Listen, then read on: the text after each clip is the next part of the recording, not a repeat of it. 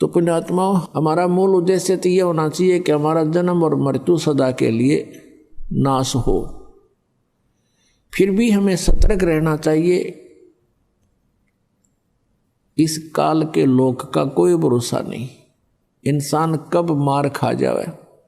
और काल की अपनी पूरी कोशिश रहती है कि किसी ना किसी प्रकार इस प्राणी को परमात्मा से दूर कर दूं, इसके नाम को खंडित करवा दूं।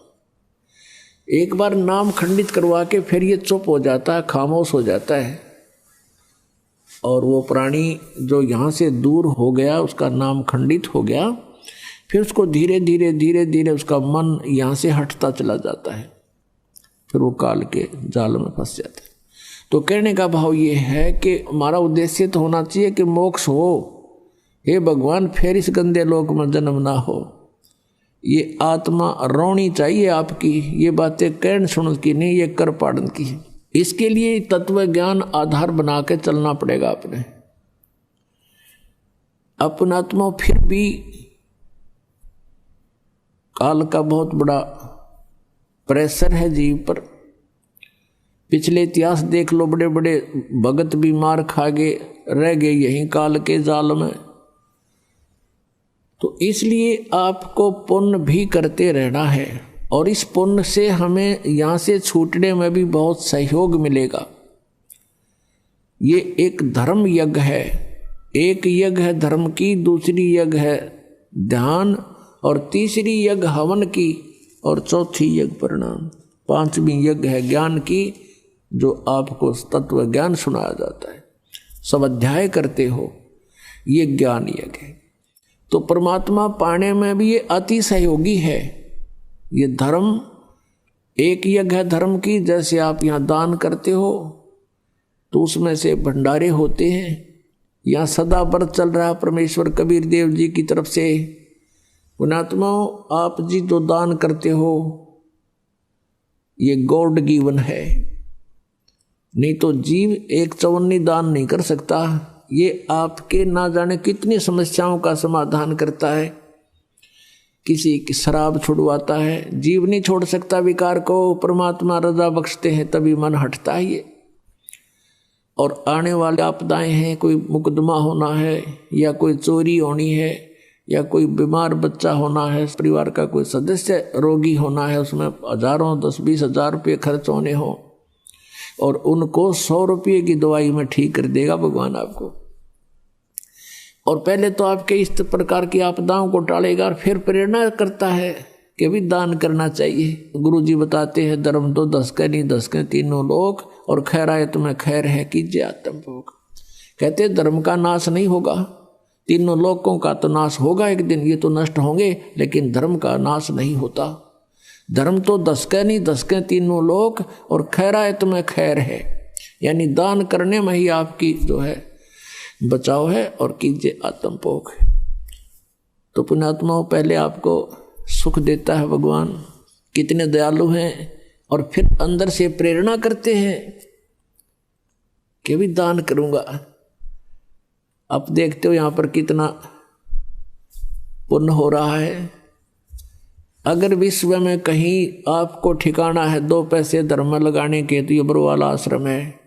नहीं तो पूरे विश्व में शास्त्र विधि को त्याग कर मनमाना आचरण हो रहा है, और ऐसे स्थान पर किया हुआ दान वो कुपात्र को दिया जाता है। गीता जी में लिखा है कि जो कुपात्र को दिया हुआ दान कभी सफल नहीं होता। अब कितने दयालु है परमात्मा, फिर अंदर से प्रेरणा करते हैं कि देख दाता ने हमारी इतना बचाव कर दिया, या ऐसे होना था, भगवान बड़ी दया करी है। और तो फिर प्रेरणा करता है कि कुछ दान करूं। तो कहते करा करावे साइयां, और मन में लहर उठा, दादू सरदर जीव के आप बगल हो जावे। ये इतने दयालु हैं, हमारे कल्याण के लिए कितनी रजा करते हैं, हमारे कल्याण पर कितना ध्यान रखते हैं कि कैसे होगा इसका कल्याण। और ये स्वयं भी कहते सोचल सीधर मैं करूं अपने जन के काज। तो पुण्यात्माओं, मोक्ष प्राप्ति के लिए भी धर्म, ये 500 यज्ञ अनिवार्य है। जैसे खेत में बीज बो दिया, सिंचाई की नहीं, खाद डाला नहीं, तो वो बीज व्यर्थ हो गया। ठीक इसी प्रकार ये सतनाम और सारनाम ये तो बीज है, और ये पांचों यज्ञ सिंचाई है।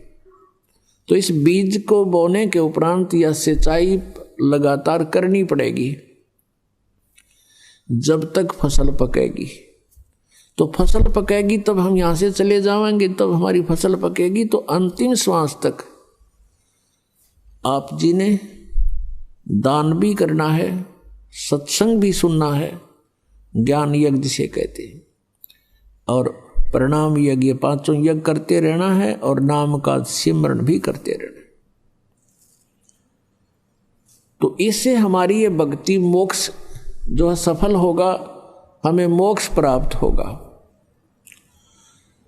अब मान लीजिए किसी कारण से आप पैर फिसल गया, नहीं गए सतलोक में, फिर दुर्गति तो यहाँ होनी ही होनी है। 84 लाख योनियों में आपने जाना ही जाना है। इतना सहारा आपको मिल जाएगा, पुनर्जन्म होगा तो आपकी रोजी रोटी की समस्या हल पावेगी। किसी अच्छे धनी व्यक्ति का जन्म होगा और फिर आपको सहयोग मिलेगा। लेकिन आप जी का ये मन में सपने में भी नहीं आना चाहिए भगवान फिर जन्म हुआ है। ऐसे नहीं, कहने से नहीं, आपको इस ज्ञान से आपके हृदय में, आपकी आत्मा में इतनी यहाँ से नफरत बन जाएगी, गलानी बन जाएगी। जैसे किसी वस्तु से एलर्जी हो जाती है, उसको मुंह की तरफ करते समय भी उल्टियाँ आती हैं, हबक आती हैं। तो ऐसी स्थिति आपकी आ जाएगी यहाँ पर इस ज्ञान से, इस भक्ति विधि से। उस समय के उपरांत आपको यहाँ किसी भी वस्तु में आनंद नहीं आएगा, ना किसी राजकाज में, ना किसी एमएलए, एमपी, मंत्री, मुख्यमंत्री, प्रधानमंत्री के पद को आपकी आत्मा नहीं मानेगी जब ज्ञान हो जाएगा। और ज्ञान इस सत्संग से होगा। परमात्मा कहते हैं 3 लोक का राज जीव को जय कोई दे, और लाख बधाई क्या करे जय नहीं नाम तेने।